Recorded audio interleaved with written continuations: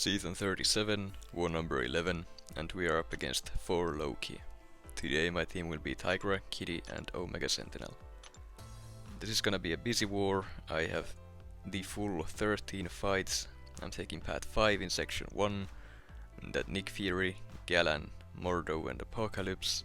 Path 5 in Section 2, Killmonger on the Ebb and Flow Intercept node.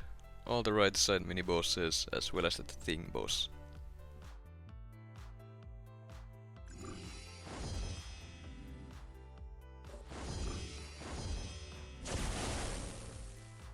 Up first we have this Chavez on the Ebb and Flow knockdown and right back at it nodes, and I'm taking this fight with Kitty Pryde. The plan here is to play this slow and steady. I'm gonna be building up my prowess, getting to my special 3, and then once Chavez is low enough, I'm gonna knock her down to remove the protection and drop my special 3 to finish the fight. The start of this fight is not really going too well. Chavez is playing way too passive for me to really do anything. So normally this would be like a 30-second fight, but not this time.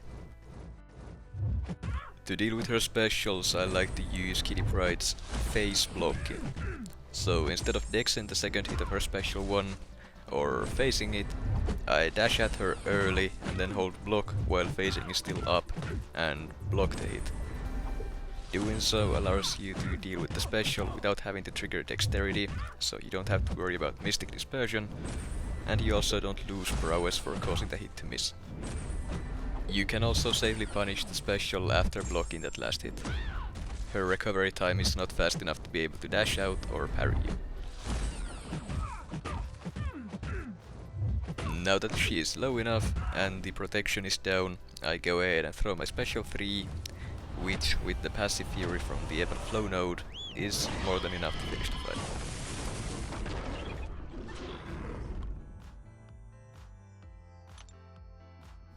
I had our backup in Section 1 give me energy for my fights because, well, having 13 fights means that I need to use a lot of energy. So, it helps a lot. Next up we have a Nova on the Ebb and Flow knockdown and heavy hitter node, and I'm taking this fight with Tigra. Normally I would remove my recon masteries completely for Tigra fights, but since I only have this one fight here, I didn't think it was necessary. I used an advanced power boost to start the fight with a bar of power ready, just to speed it up a little bit. The plan here is to bait a special 1 from Nova, punish it with a heavy attack to remove the protection, and then nuke him down with a single special 2. However, thanks to Nova's damage reduction on unblockable attacks, the special 2 wasn't quite enough to finish him off, but it did give me enough power to chain in a special 1 straight after. Next up we have a Nick Fury with the Ebb and Flow knockdown and right back at it nodes, and I'm taking this fight with Kitty Pryde. Now, you've probably all seen this fight before, and it's the same as always. I'm gonna be building up my prowess to be able to face for my openings. In the first life, I will keep knocking him down whenever I get the opportunity to do so, just to speed up things a little bit, but I am not gonna be using any special attacks because I don't want to consume my prowess. If I push Nick Fury to his second life when I have no prowess, I won't be able to face, and since he's stun immune and has the heavy hero node, meaning I can't punish his heavies either, I need to rely on intercepting or crit RNG to build up the prowess again, which is not really safe. I would much rather take the fight a little bit slower and keep my prowess for the whole fight than to risk it. The way I like to deal with his special 1 is that if he's at 5 or more tactical charges and bypasses miss, I dash at him and eat it all into my face. If he's at 4 or lower and he can't bypass miss, then I just dex most of it.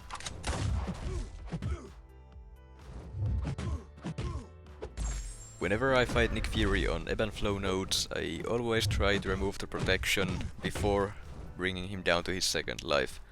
that protection lowers the self-inflicted damage that Nick Fury deals to himself, so if you can get the protection off, it's gonna make it a lot faster to deal with the second life. Now that the protection is down, all I need to do is just hit him a few more times just to be sure, and then drop my special 3.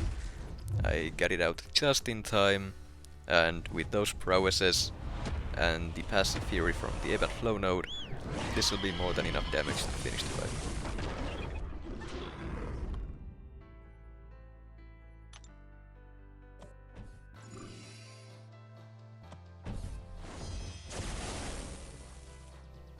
Next up we have a Galan on the Hazard Shift, Incinerate and Shock node, and I'm taking this fight with Pryde. Now I did have to remove my Recon Masteries for this fight because of the Insult to Injury node, since if I have a debuff on me constantly, I can't rely on my parries.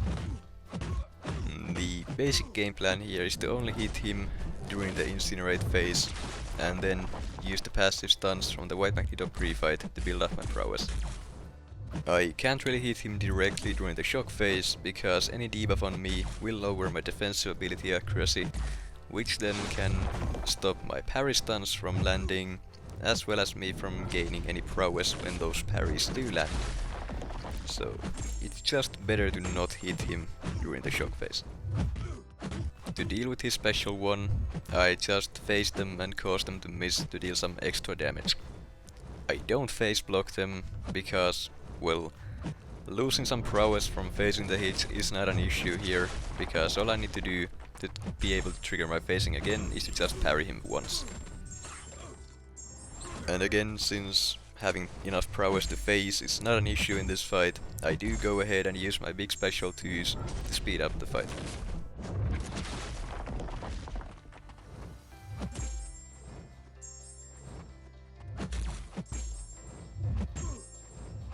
Two special 2s is enough to finish the fight, and I'd say Pryde is probably among the best options for it.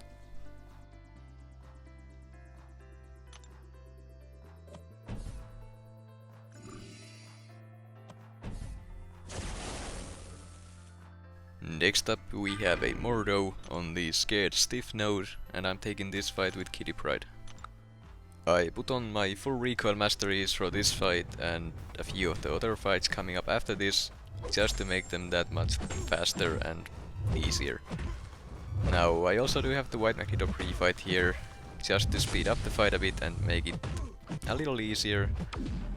But as long as I can get to 10 prowess, with or without the pre-fight, this fight is basically over.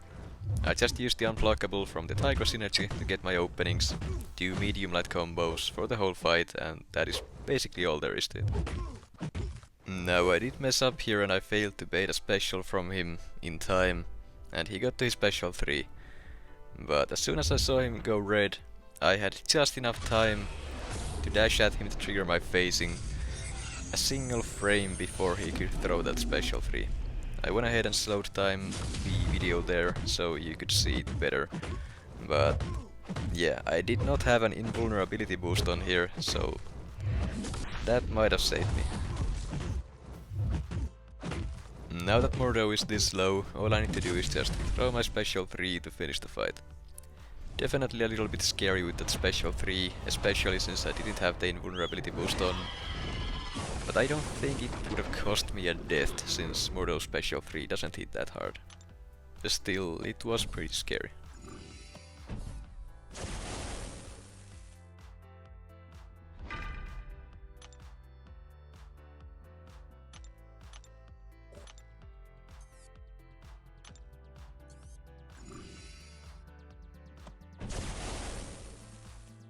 Next up we have an Apocalypse on the Power Snack and 1 too many hits nodes, and I'm taking this fight with Omega Sentinel, starting with the heal block debuff mode active. Now there really isn't any use for the heal block debuff, but I just use it to deal with any willpower regen the opponent might have. So yeah, with Omega Sentinel on this node, the opponent doesn't really do anything. Since Omega Sentinel is immune to Nullify, the Power Snack node basically doesn't exist, and yeah, other than that there is nothing difficult about this node. My plan here is to get to my special 2, get those 3 non-damaging debuffs up before using it, and then all I need to do is just wait out that power sting, drop my special 2, and let the plasma debuffs do the job for me. With Omega Sentinel's awakened ability, any prowess effects on the opponent will allow her special 2 to inflict an extra plasma debuff up to 5. So since Apocalypse has 2 passive prowesses, I get 2 extra plasma debuffs. And that's the fight. Apocalypse didn't really get to do anything. I only lost 3% here if you don't count the recoil damage I took from my own special.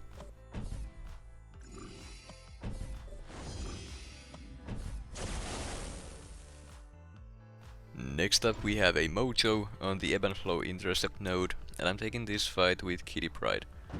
The game plan is to get in and out as fast as possible, so I'm gonna be building up my prowess as high as I can, get to my special 2, intercept remote protection, and then just nuke him down with that.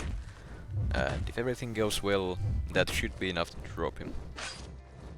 Mojo got uncomfortably close to his special 3 here, but luckily he was feeling generous and threw the special 2.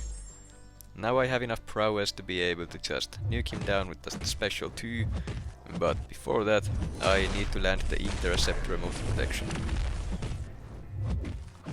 I got it, and threw the special 2, and even with pretty bad crit RNG it was more than enough to finish him off.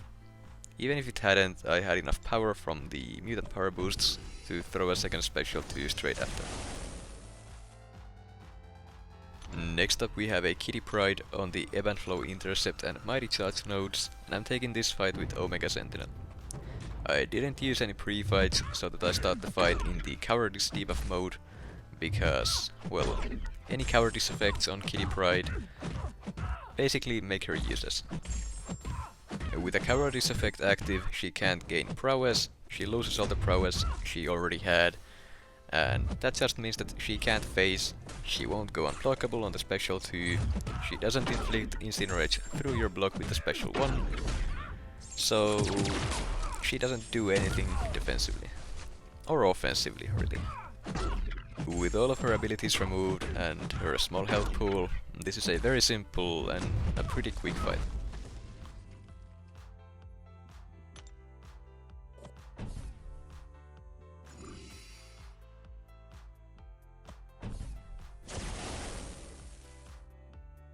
Then we have a Killmonger on the Ebb and Flow intercept and Mighty Charge shared fight, and I'm taking this fight with Pryde.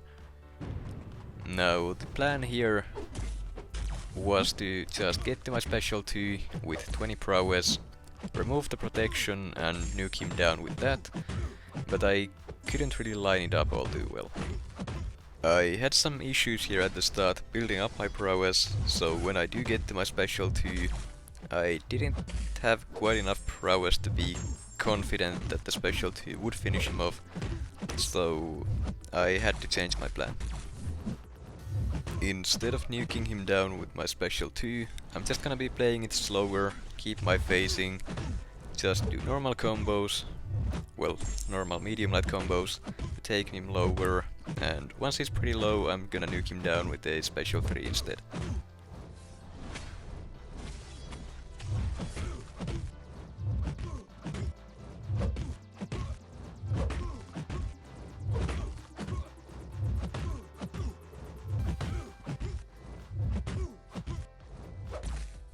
Now that he's low enough, I'm gonna be baiting his special 2, and then I need to just land an intercept, remove the protection, and throw my special 3 to hopefully finish the fight.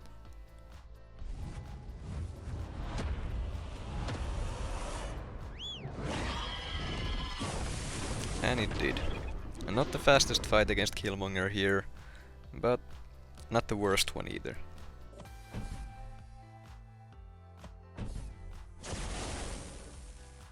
Next up we have a Bishop on the Safeguard mini-boss node, and I'm taking this fight with Pryde. And just like always, I somehow mess it up. My plan was to play it a little bit safer than I normally do, and bait the special 2 instead of the special 1.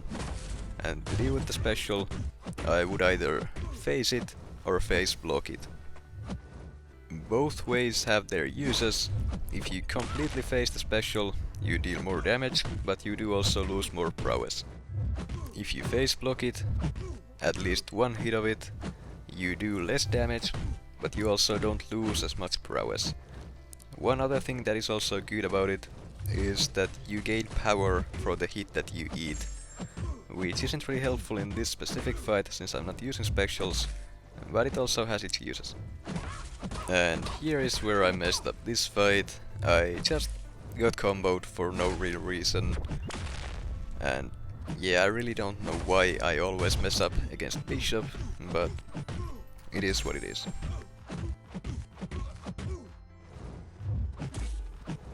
Instead of baiting the special 2 here, I kinda had to go and bait the special 1 instead, because of that unblockable he had. I couldn't or didn't feel safe trying to bait a heavy attack there while he was unblockable, especially since I just got comboed before that. This fight has been pretty messy and it did not go as I wanted it to go, but even then he is very close to dropping dead here. All I need to do is just hit him a few more times and that's it. I really need to stop getting hit by Bishop. I don't even know why or how it always happens, but it just does. Next up we have a Hulkling on the Stunning Reflection mini-boss node, and I'm taking this fight with Tigra. I had to remove the recoil masteries here just to feel safer, so I wouldn't be fighting against the clock. Now the plan here is to use that advanced power boost to start the fight with a bar of power, bait 2 heavy attacks from Hulkling and punish them with my heavy. That is enough power to get to a special 2, and against Hulkling, a single special 2 is all it takes. For the most part. He didn't quite drop from the special 2 itself, but those ruptures would have finished him off even if that special 1 didn't land.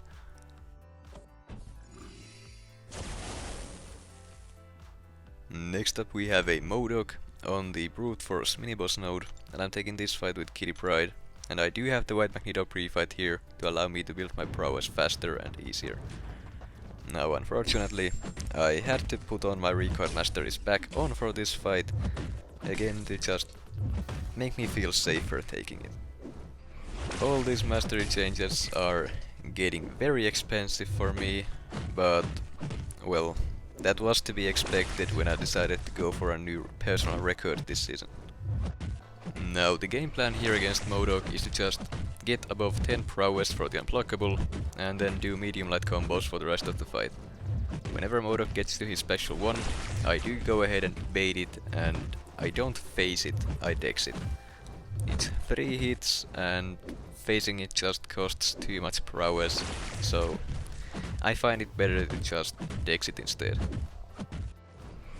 Once he's low enough, I'm gonna finish the fight with my special 3, but until then, this is all I'm gonna be doing. Looking back, I definitely didn't need to put on my recoil masteries for this, but Kitty is just so much better with them on, so had I not put them on and something went wrong, I would have been very annoyed at myself.